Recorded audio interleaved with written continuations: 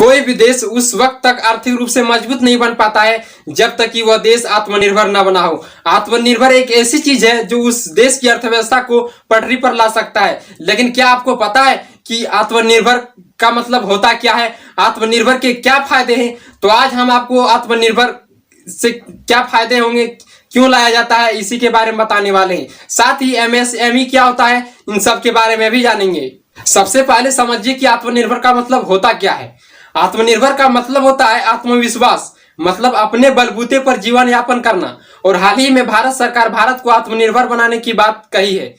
इससे होगा क्या कि हर छोटी बड़ी सामान का उत्पादन अब इंडिया में होगा और हमें कोई भी सामान किसी अदर कंट्री से आयात नहीं करना होगा। आयात मतलब होता है लेना। जैसे अगर आप चाइना का सामान इंडिया में मंगा रहे हैं तो ये आयात हुआ। और निर्यात मतलब होता है बेचना। जैसे इंडिया का सामान अगर आप चाइना को बेच रहे हैं तो ये निर्यात हुआ। ऐसा नहीं कि अगर झारखंड का सामान आप यूपी को दे रहे हैं तो ये निर्यात हुआ, ऐसा नहीं। इसमें कंट्री बाय कंट्री होता है।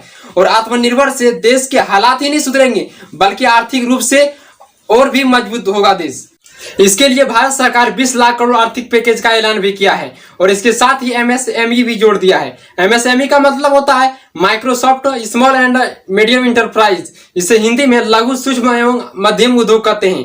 और सरकार इन उद्योगों को बढ़ावा देगी, मतलब सस्ती दरों पर लोन देगी, जिससे छोटा से छोटा उद्योगपति लोन लेकर कारखाना खोल सकेंगे। इससे बेरोजगार युवाओं को नौकरी भी मिलेगी और साथ ही हम अपने देश में बने सामान भी खरीद पाएंगे। आप चाइना को देख सकते हैं, चाइना हर छोटी सामान से लेकर बड़ी सामान खुद बनाता है। शायद ही ऐसा कोई देश होगा जो चाइना का सामान ना खरीदता हो, क्योंकि चाइना एक आत्मनिर्भर देश बन चुका है।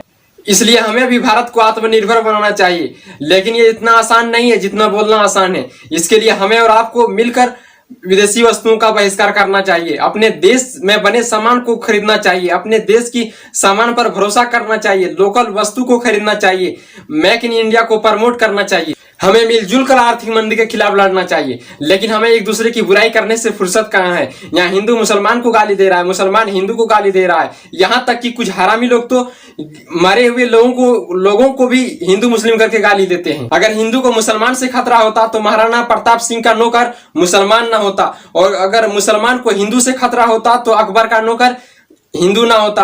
अरे सच तो ये है कि ये लोग इंसानियत को भूल चुका है, वरना उसकी क्या रक्षा करेगा तू, जिन्होंने ये दुनिया बनाई है। आई होप कि आप लोग आत्मनिर्भर को अच्छी तरह से समझ गए होंगे। और पिछली वीडियो में हमने राज्य सरकार और केंद्र सरकार में क्या अंतर होता है और सरकार क्या होता है इसी के बारे में बनाए हैं। अगर आप इस वीडियो को देखना चाहते हैं तो इसका लिंक आपको डिस्क्रिप्शन में मिल जाएगा, आप वहां जाकर देख सकते हैं। अगर हमारी वीडियो अच्छी लगे हो तो प्लीज इसे लाइक करें। साथ ही अगर आप इस चैनल पर नए हैं तो इसे सब्सक्राइब भी कर लें, ताकि आप और भी इस तरह की वीडियो देख पाएंगे। तो मिलते हैं नेक्स्ट वीडियो में। जय हिंद, जय भारत।